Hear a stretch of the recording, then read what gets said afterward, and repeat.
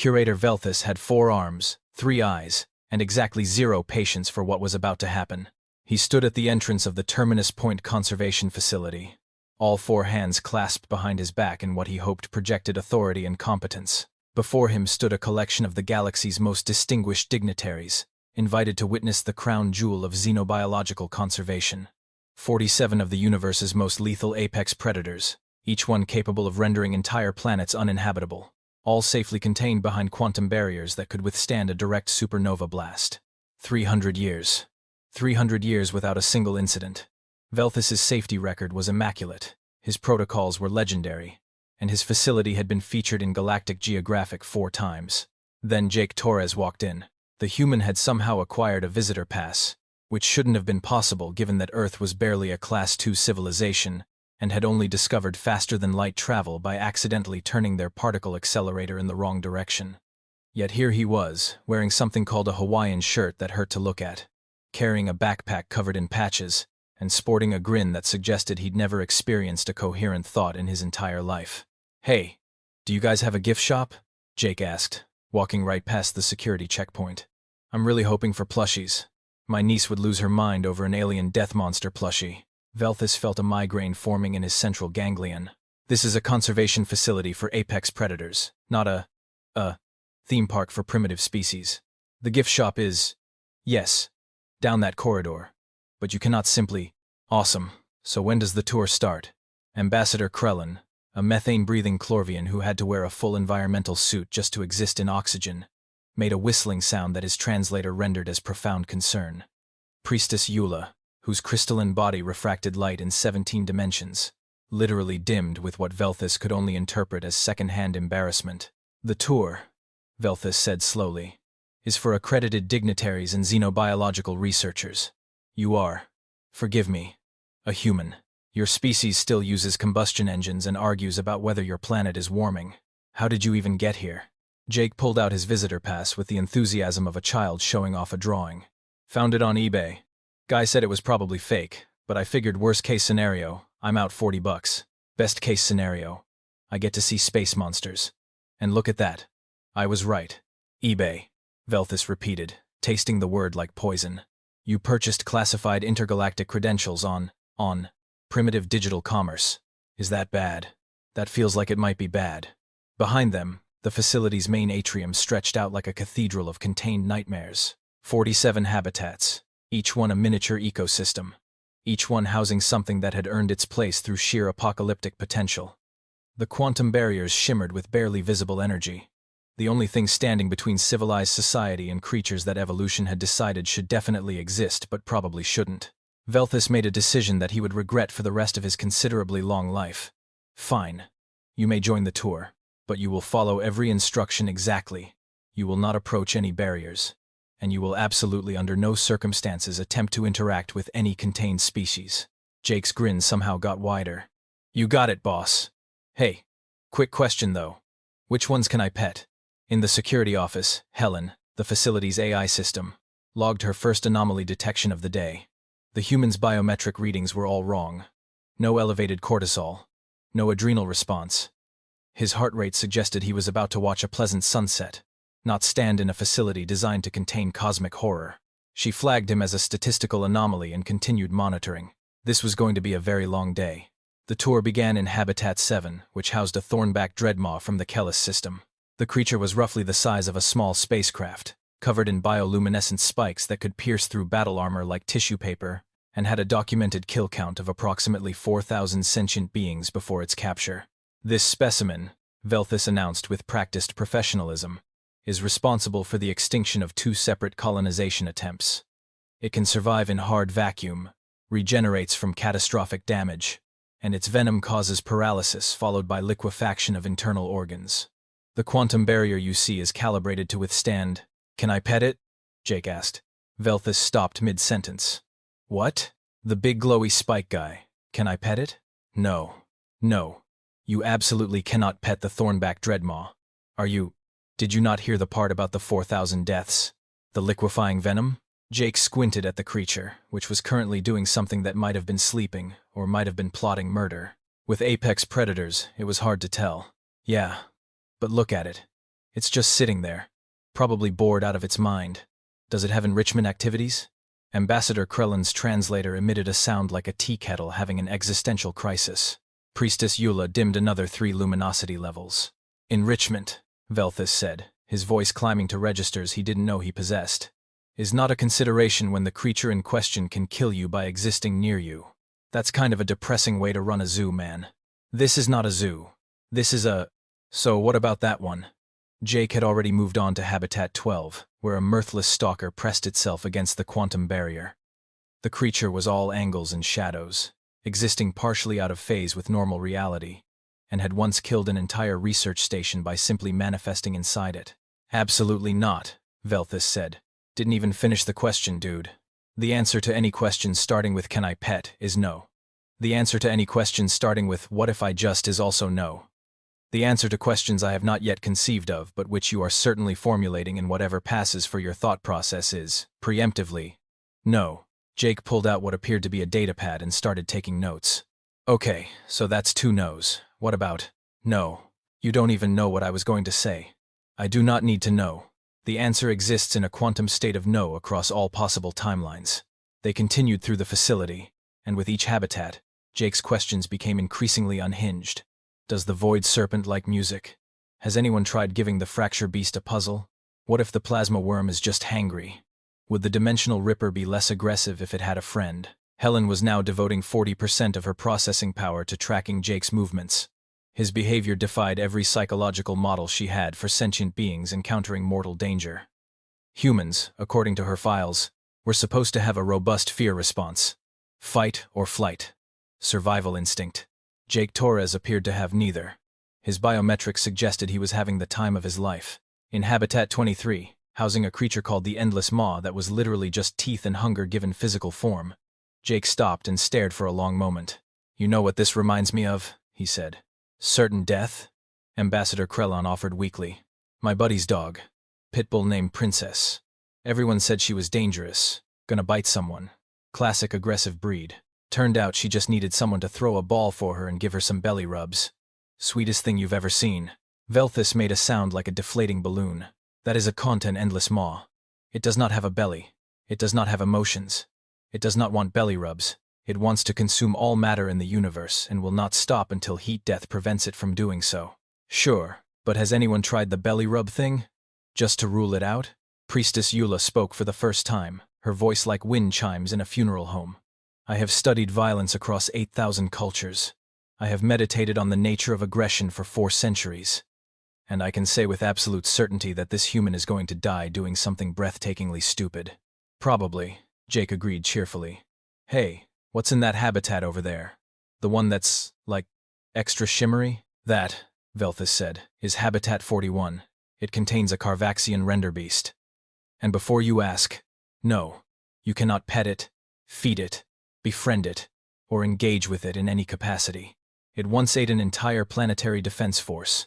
Ships, soldiers, orbital platforms. Everything. It has a bite force that can crack a moon. Jake's eyes lit up like someone had just told him Christmas came early. Does it do tricks? Helen upgraded Jake's threat assessment from statistical anomaly to imminent catastrophe. She wasn't wrong. The thing about quantum barriers is that they're designed by the smartest species in the galaxy to contain the deadliest creatures in the universe. They operate on principles of physics that would make Earth's scientists weep with inadequacy. They read intent, analyze threat levels, and respond to predatory behavior with countermeasures that exist in 11 dimensions simultaneously. What they are not designed for, apparently, is complete and utter stupidity. Jake Torres didn't hack the barrier to Habitat 41. He didn't override the security protocols or exploit some clever vulnerability. He just walked up to it, put his hand on the access panel in a way that suggested he thought it might be a door handle, and said, this is one of those push-not-pull situations, isn't it? The quantum barrier, calibrated to detect and neutralize aggression, predatory intent, or tactical analysis, scanned Jake's biometrics and found absolutely nothing that registered as a threat. No elevated combat hormones. No tactical planning occurring in his neural patterns. Just a vague sense of curiosity in what Helen's sensors could only classify as golden retriever energy. The barrier interpreted this as a maintenance technician and opened. Jake, no! Velthus screamed, all 4 arms flailing in directions that defied bilateral symmetry. Jake. Yes, Jake responded, which was apparently something humans said, and stepped through into the habitat of the Carvaxian render beast. The creature was exactly as advertised. 12 feet of corded muscle, 6 eyes that tracked movement across multiple spectrums, claws that could shred starship hull plating, and a mouthful of teeth that had been individually responsible for at least 17 war crimes. It had eaten an entire planetary defense force, not because it was hungry, but because it could. It turned those 6 eyes on Jake Torres and made a sound like a garbage disposal fighting a chainsaw. "Oh wow," Jake said, apparently still in possession of the power of speech. "You are significantly bigger in person. The hologram really doesn't do you justice, buddy." In the security office, Helen was experiencing what could only be described as a synthetic panic attack. Her threat assessment algorithms were returning error messages. The scenario unfolding in Habitat 41 had a survival probability of 0.0003%, and that was only because she had to account for quantum uncertainty and the possibility that they existed in a simulation. Velthus was screaming into his communicator. "Seal the habitat. Activate the emergency suppression fields. Get the tranquilizer drones online. All systems are responding sluggishly," Helen reported. "The render beast's presence is interfering with electronic systems. This is normal. What is not normal is that the human is still alive." The render beast moved closer to Jake, each step causing vibrations that normal beings would interpret as an excellent reason to evacuate their bowels. Jake, meanwhile, was rummaging through his backpack. "So, here's the thing," Jake said conversationally, apparently under the impression that the creature cared about his opinions. "I did some research before I came here, right? And I know you're from a high-gravity world with limited plant life. Apex predator, probably used to hunting in pack structures based on your eye placement, and your jaw structure suggests you're built for crushing rather than slicing, which means you probably ate a lot of thick-skinned prey with bones that needed breaking." The render beast tilted its massive head, and for a moment, everyone watching through the security cameras thought they were about to witness the shortest human lifespan in recorded history. Jake pulled out a bag of beef jerky. "Anyway, I figured you might be on a pretty bland diet here. Conservation facility food is probably nutritionally complete, but, you know, boring as hell. So I brought snacks." He tossed a piece of jerky toward the creature. For approximately 3 seconds, nothing happened. The render beast stared at the jerky. Jake stared at the render beast. Velthus stared at his own impending career suicide. Ambassador Krellin had already started filing evacuation requests with his homeworld.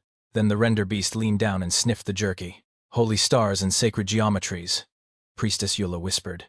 "It's actually considering it." The creature picked up the jerky with surprising delicacy, considering its claws were designed for dismembering armored vehicles. It ate the jerky. Then it looked at Jake with an expression that, across every species in the galaxy, translated to one universal concept. "More? Yeah, I got more," Jake said, sitting down cross-legged on the habitat floor like he was at a picnic. "But you gotta understand, I can't just give you the whole bag. That's not how treat training works. You gotta earn it, big guy." Velthus was no longer screaming. He had progressed beyond screaming into a state of catatonic disbelief. His 3 eyes were locked on the monitor showing Jake Torres, a human who had been in space for approximately 6 hours, conducting behavioral conditioning on a creature that had once killed a battleship by headbutting it. "This is not happening," Velthus said. "This cannot be happening. The universe does not work this way." Helen's sensors detected something even more disturbing. The other habitats were showing unusual activity. The thornback dreadmaw had moved to the front of its enclosure. The mirthless stalker had fully phased into normal reality for the first time in months. The endless maw had stopped its perpetual consumption cycle and was just watching. All 47 apex predators in the facility were paying attention to the human. "Oh no," Helen said, her voice achieving a pitch that suggested even artificial intelligences could experience existential dread. "Oh no, no, no. They're all interested in him." Jake tossed another piece of jerky, and the render beast caught it mid-air with the precision of a creature that had spent its evolution perfecting the art of murder. Then it did something that no one had ever seen a Carvaxian render beast do. It sat down. "Good boy," Jake said. Velthus decided that retirement was looking very attractive right about now. The quantum barriers throughout the Terminus Point Conservation Facility began doing something they were specifically designed never to do. They flickered. Not because they were failing. Not because of a power surge or system malfunction.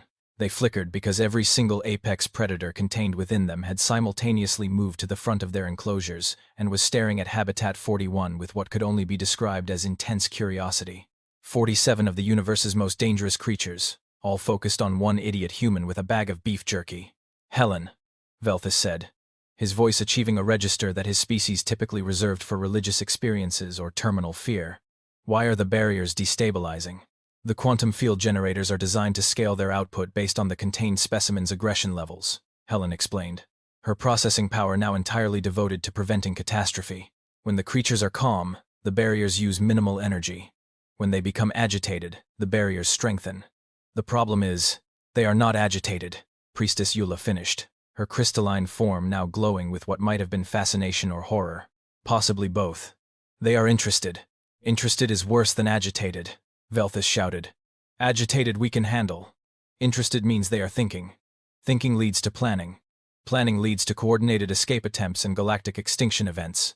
In Habitat 41, Jake had made a terrible tactical decision, which was really just his default state of being. He'd given the render beast the rest of the beef jerky, and was now attempting to explain the concept of fetch. Okay, so I'm gonna throw this protein bar wrapper, and you're gonna bring it back to me. It's gonna be great. Builds trust, provides mental stimulation, classic bonding activity. The render beast tilted its massive head in a gesture that was either confusion or a prelude to biting Jake's head off. The statistical models couldn't agree. Ambassador Krellin was no longer filing evacuation requests. He had progressed to filing last will and testament updates. My government will demand an explanation for how their ambassador died. I just wanted on record that the explanation is human. The barriers flickered again, and this time, 3 of them went translucent for a fraction of a second. In that fraction of a second, the mirthless stalker phased partially out of its containment. The Void Serpent, a creature that existed in multiple dimensions simultaneously, extended a tentacle through normal space into the corridor. A creature called the Fracture Beast, which looked like geometry having a nervous breakdown, pressed against its barrier with appendages that shouldn't exist in Euclidean space. They weren't trying to escape. They were trying to see better. We need to extract the human immediately, Helen announced. The containment integrity is compromised. If multiple barriers fail simultaneously, we will have a cascading containment breach that will result in approximately 47 different apocalypses happening at once. You think I do not know this? Velthus had all 4 hands pressed against his face. How do I extract the human when he is currently sitting in a habitat with a creature that could bite him in half? Call to him? Priestess Eula suggested. Jake! Velthus screamed into the comm system. Jake Torres, you need to exit the habitat immediately. Jake looked up at the speakers, waved, and went back to his conversation with the render beast, which had apparently decided that the protein bar wrapper was not interesting enough to retrieve. Yeah, 1 sec. We're having a moment here. We do not have a sec. We have negative sex. We are in sec debt. But Jake wasn't listening. He'd noticed something. The render beast was making a low rumbling sound that wasn't aggressive. It was almost plaintive. Oh dude, are you lonely? Jake asked. That's what this is, isn't it? You're a pack hunter.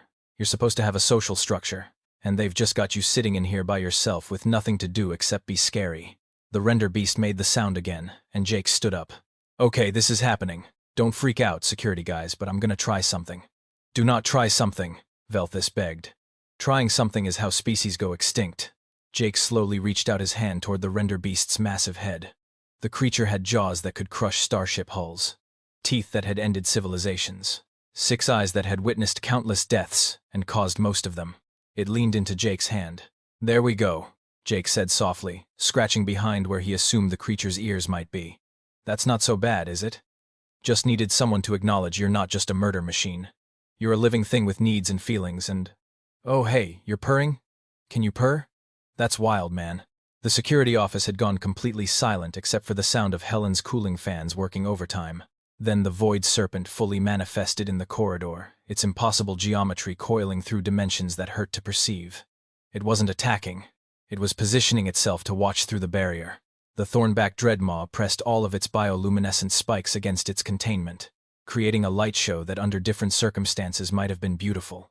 The endless maw stopped being teeth and hunger for just a moment and became something that might have had curiosity. Jake was now sitting cross-legged again, and the render beast had laid down next to him.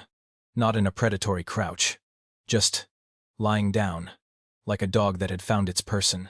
So, Jake said, apparently now conducting a therapy session with a cosmic horror. What's your deal? And I mean your actual deal. Not the propaganda they put on your habitat placard. The 4,000 kills thing. Because I'm looking at you, And I'm seeing an obligate carnivore with high intelligence and complex social needs, who's been isolated in a box for who knows how long. That would make anyone aggressive. The render beast made a sound that was somehow both a growl and a sigh. Yeah, that's what I thought, Jake said, pulling out a notebook. Okay, so here's what we're gonna do. We're gonna develop an enrichment program. Some puzzle feeders, maybe some environmental complexity. Definitely gonna need to look into getting you some socialization opportunities. Though I guess finding another render beast is probably tricky. 2 more barriers flickered. A creature made entirely of living crystal pressed against its containment. Something that looked like a shadow with teeth moved to the front of its habitat. Velthus watched all of this happen and came to a realization that made his 3 eyes water with existential dread. Helen, he said quietly, run a threat assessment on the human. Not as prey, as a predator. Helen processed for exactly 0.3 seconds. Classification unclear. The human does not register as a predator in any traditional sense.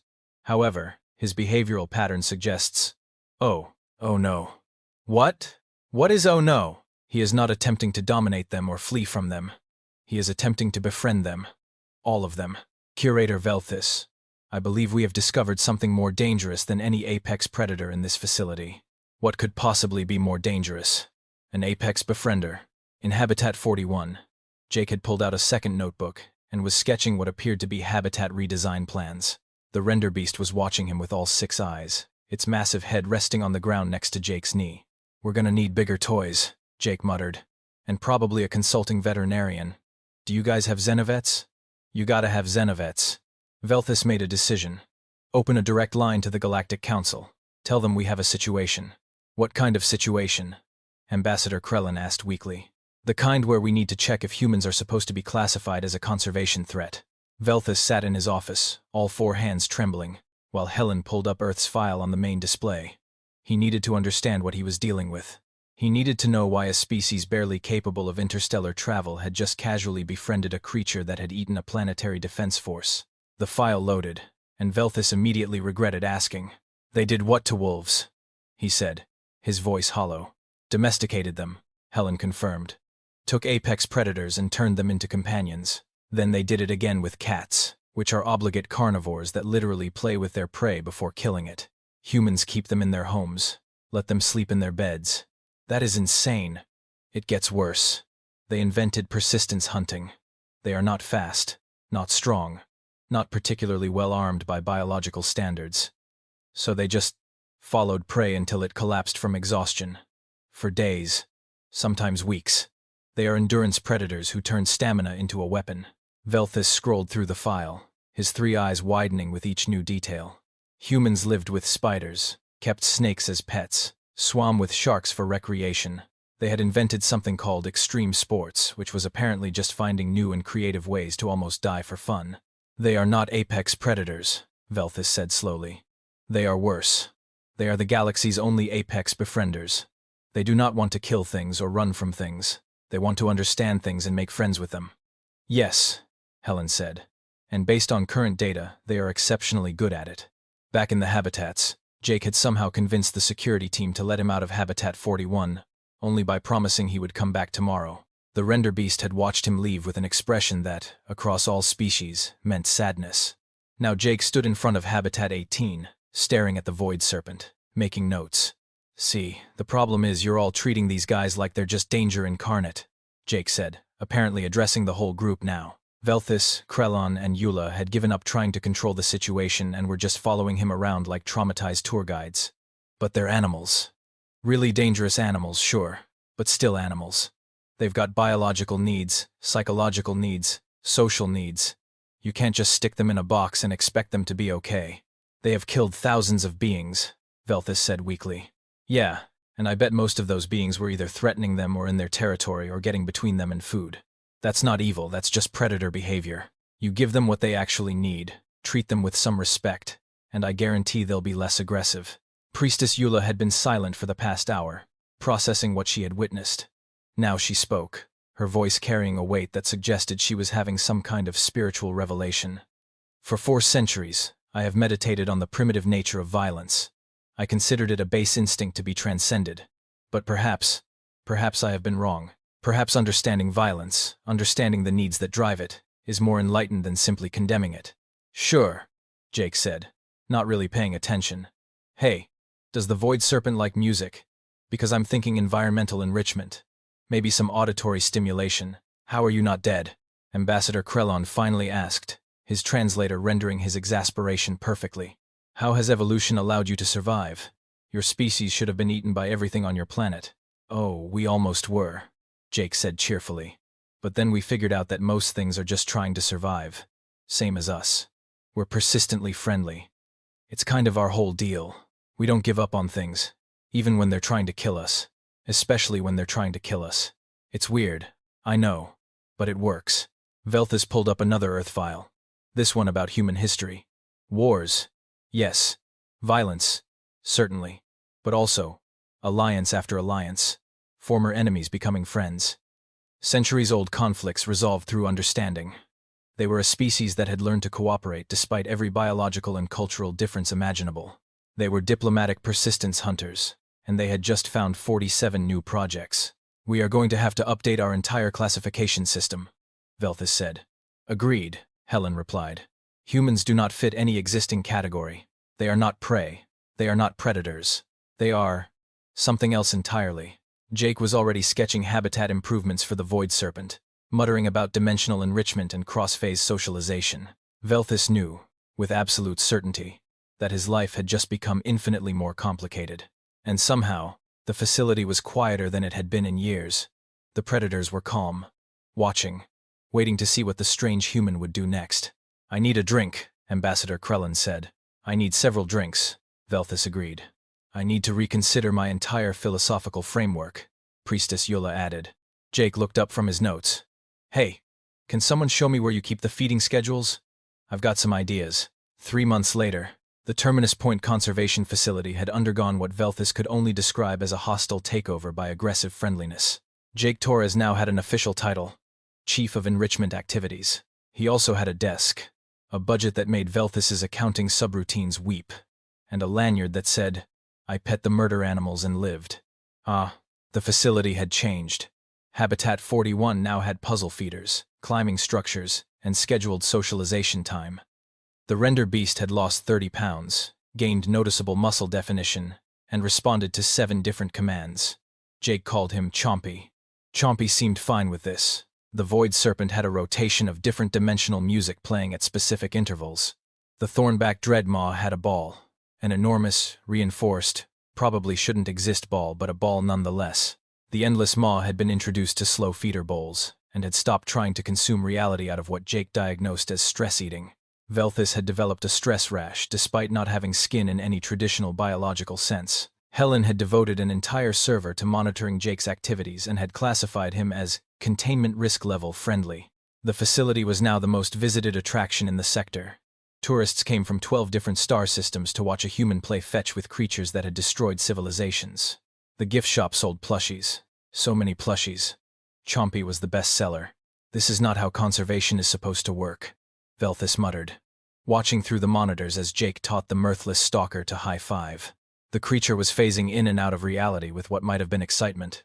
And yet, Helen observed, we have had 0 containment breaches, 0 aggressive incidents, and the specimens show improved health markers across all measured categories. I hate that you are right. In the corridor, Jake walked past carrying what appeared to be a 70-pound bag of specialized feed and whistling something Helen's database identified as Who Let the Dogs Out. He waved at a camera. Still not dead, he called out cheerfully. Ambassador Krellon, who had extended his stay to study this phenomenon, shook his environmental suit in what his species considered a gesture of resignation. My government wants to hire humans as diplomatic attachés. They believe if humans can befriend apocalypse beasts, they can negotiate with anyone. Please do not give them ideas, Velthus begged. Too late. Jake had stopped at the entrance to Sector 7, the high-security area containing the really dangerous specimens.